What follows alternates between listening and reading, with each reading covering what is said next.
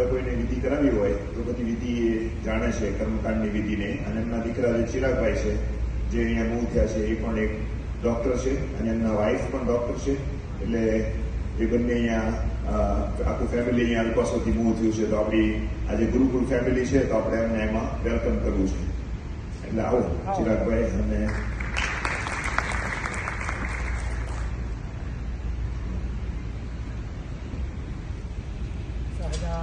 સ્વામી મહારાજની જય.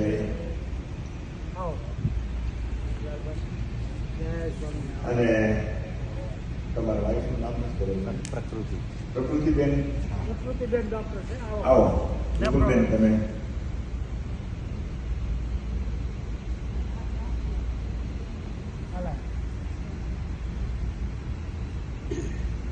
આપણે બધા વેલકમ કરીએ એમનું. અહીંયા આપણી સાથે જોઈન્ટ થાય. આપણે આપણા ઘરમાં આપણા કોઈ પ્રસંગ હોય કે જેમાં કર્મકાંડની કે કંઈ કામની જરૂર હોય તો એમનો નંબર લઈ લેજો. આપણા ગ્રુપમાં મેં એડ ઓલરેડી કરી દીધા છે. એમણે પણ એમનું ઇન્ટ્રોડક્શન આપણા ગ્રુપની અંદર લખીને મોકલ્યું છે કે મનહર દાદા છે અને એમના દીકરા જે છે એ ચિરાગભાઈ ડૉક્ટર છે પોતે, એમના વાઈફ છે.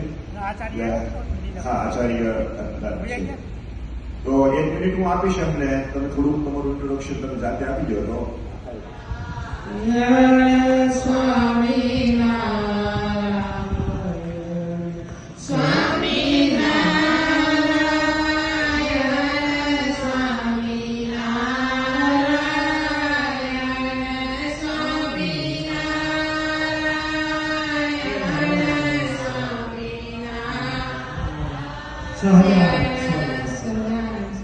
તો રણછોડભાઈ સાકરિયા સુરતના ગામમાં ગયા, એમને શાંતિ માટે નક્ષત્રનું સુખ આપે એટલા માટે કરવામાં આવી. અને બીજું આજે કટકણી પાછું આજે આપણે રક્ષાબંધનનું પર્વ ઉજવી રહ્યા છીએ. તો રક્ષાબંધનનું મહત્વ તો બધાને ખ્યાલ જ હોય. ભાઈને જ્યારે રક્ષા બાંધે છે, પણ એ જ રીતે જે દ્રૌપદીએ શ્રી કૃષ્ણ ભગવાનને રક્ષા બાંધી ત્યારે બાંધી જ્યારે તેમને વાગેલું ત્યારે, રાઈટ. અને 999 તાર હતા તો એ એમને જ્યારે એમની સાડી ખેંચવામાં આવી ત્યારે એમને પૂરવામાં આવ્યા હતા. એટલે ભગવાન જરૂર એમનું પણ કામ કરો તો એ હંમેશા આપણું કાર્ય પૂર્ણ કરતા હોય છે. એ કોઈની રહેવા નથી દેતા ઉદાર.